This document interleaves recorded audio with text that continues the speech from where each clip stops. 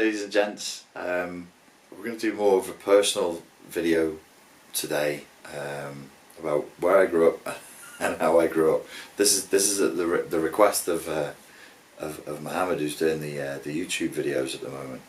I don't really know how much to say about my childhood and my upbringing. By the time I got around to my 20s, I was already in a lot of personal chaos. I wasn't a bad person, but I was probably quite a strange person. So I look back on some of the situations I was in my 20s and they were a little bit weird. Many of you will know the story that I was originally planning on leaving university and going to Sandhurst for officer training. I wanted to be an army officer. Whilst I was going through that process and waiting for the tests that I had to go through, I worked for the probation service in conjunction with the Crown Prosecution Service, and I was delivering at age 22 cognitive behavioural therapy sessions to rooms full of men who were criminals as a result of their drug addiction, which was an experience. And little 22-year-old me was like, hello chaps, have you ever considered not being drug addicts and not doing crimes? And they were there because if they didn't go, they would be sent to prison. So the choice they'd been given was like, there's a prison cell waiting for you, we're gonna bang you up, or you go to this 10-week course and you get signed off when you do it, and you don't have to go to prison. So that was a strange experience. I was really too young and too inexperienced for it, but that's what happened. I went through different scenarios where I visited different regiments, which is normal. Well, it was then anyway. If you're going for they were called potential officer courses, POCs. So you'd choose regiments and you'd go and hang around with the regiment, you'd sit in the officers' mess, you would meet the men, you would do exercises and so on.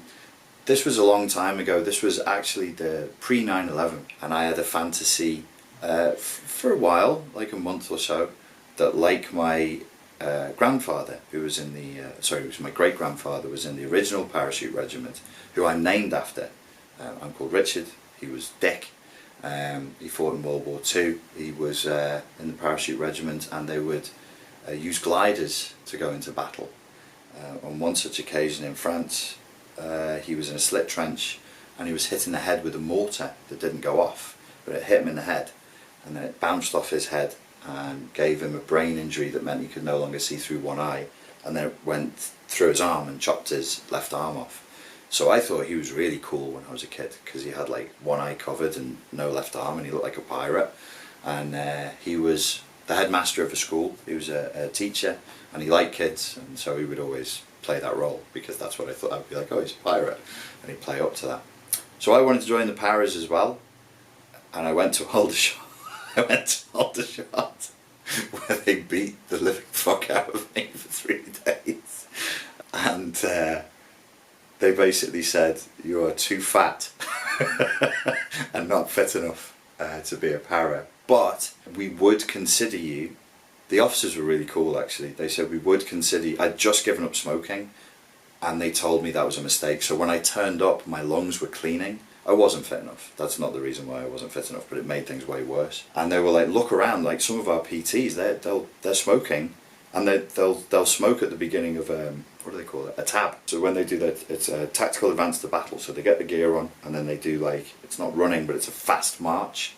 And then they'll smoke during the march. They said you should have just kept on smoking until after the course and then let your lungs clean. But anyway, they said if I had a complete physical turnaround at Sandhurst, that they would consider me, and that would have meant that I was going to be, the final interview I'd have done would have been with a guy called General Mike Jackson. So I was going to be interviewed by Michael Jackson. Not that Michael Jackson, a different Michael Jackson, whose autobiography I read, and he was a big hero of mine. So that was the path, that was what I was going to try and do.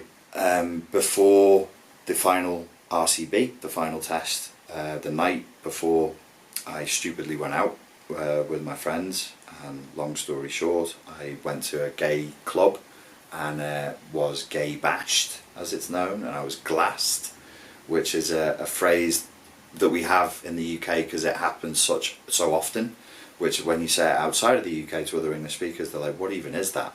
It's the procedure of taking a glass that you should be drinking out of and then mushing it into somebody's face and breaking it. So I had for the crime of being gay, which incidentally I am not, I had a glass smashed against the side of my face. I was head-butted and he smashed the glass against the side of my face. And it broke on impact and it shattered into loads of little shards, some of which are still in my lip, in the bag under my eye and in my nose. I got very, very strange effects from that. I was very, very upset. Obviously I was very upset that I'd been glassed. I was very upset that somebody had gone out that night to a club, to a gay club, to permanently wound someone, a stranger, for being gay. That was really outside the scope of what I understood of evil. I thought it was an extremely evil thing to do. The guy was caught, actually, and he was sent to prison. He did 9 months and I was given a couple of grand as like a criminal compensation fee. From there I put off joining the army. The army was regularly contacting me. I was right for the army, everybody said that. Like I had the right sort of mindset, the right sense of humour, the right approach to life. And an institution like the army, or any military institution, like the people who were interviewing me would often say, this probably is going to be an environment in which you're going to flourish. It really knocked the confidence out of me, the experience of being glassed, and it was a very, very strange experience. I developed some weird behaviours after that. I would get strange dissociative flashbacks and so on. It's odd because in other scenarios I'd actually be beaten up worse, with worse physical injuries, and then afterwards nothing happened. I just wasn't bothered. But that thing of leaving the house and being like, what are you doing tonight? Oh, I'm going to find someone who's gay. I'm going to possibly blind them by taking a glass and smashing it into the side of the face. Anyway, I did other bits and pieces of jobs. I was doing like temp work. As I was doing temp work in Liverpool, I met up with some doormen there, and I was working with them, and they were dormant, is what we in the UK we call bouncers. We don't usually say bouncer. Well, some people say bouncer. It's considered a little bit disrespectful in the UK. It's thuggish to say somebody's a bouncer, so we usually say doorman. And I started training with them. They knew I had a background in martial arts, and we'd meet up in the gym and I'd show them nasty stuff that they could do on the door. And from that I then got involved in doing door work myself. My 20s got very, very messy. I was involved with people I shouldn't have been involved with. I went down a pretty dark path from the night of getting glassed, because up until that point, like at school, my school wanted to put me forward for Cambridge. I made a mistake, big mistake, and insisted on psychology, politics and philosophy at Oxford, which I had no chance of getting in for. My school wanted to send me to Cambridge for Portuguese and Spanish, which I did have a chance for. So eventually one of my teachers went past me when I was on the door of a nightclub, which I proudly had become the head doorman of. It's not a nightclub, it was a restaurant and a bar. The nightclub was next door, called the Living Room. So I was a very young head doorman, so I was like quite pleased with myself. And one of my teachers came past one night and saw me, and I heard from like peripherally somebody shout, "Grannon!" And I was back to being 15 years old, and then I took a bollocking in the street for being a doorman by one of the teachers from my school, because I went to a good school. I went to Birkenhead School, which is a nice private school. We had good teachers from good universities. A lot of them were Oxford and Cambridge as well. And yeah, then my 20s and 30s were a mess. I've talked about it elsewhere.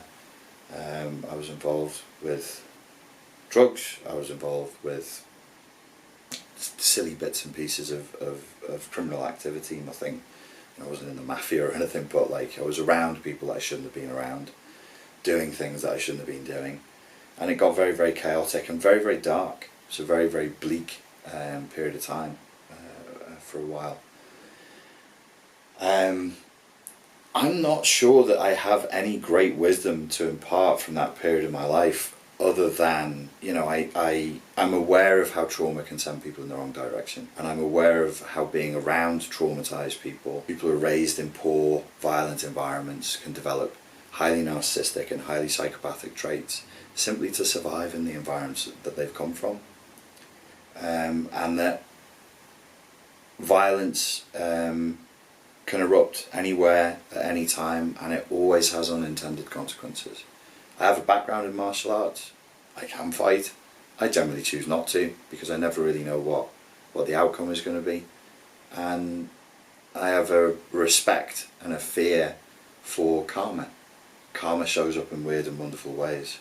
So I didn't learn much, but I learned that. So as an old guy imparting his wisdom from his wild 20s, what would I say? Don't get in fights. Use condoms. Show respect. Stay away from people's wives and girlfriends. Don't take drugs. Try and live a good life. You've only got so much time on the planet, and the younger you are, those are higher quality years. Your mind is sharper, your body is sharper. Build. Use your 20s and your 30s to build something that lasts. In the I Ching, the I Ching, it's advocated in Taoist Confucian philosophy that the work that you do between the age of 30 and 45 is the work that determines your entire life. So build. Think about the future, and generally speaking, stay away from alcohol and drugs. It's all shit. It's all lower consciousness energy. It yields never a good result. No good ever comes from that stuff. The environments, the clubs, the bars and all that, stay away from them. The people who are immersed in that world have all kinds of weird energy and demons and sticky shit stuck to them. Stay away from them too. Ladies and gentlemen, thank you very much for your time and for your attention, and I look forward to speaking to you again next time. Cheers.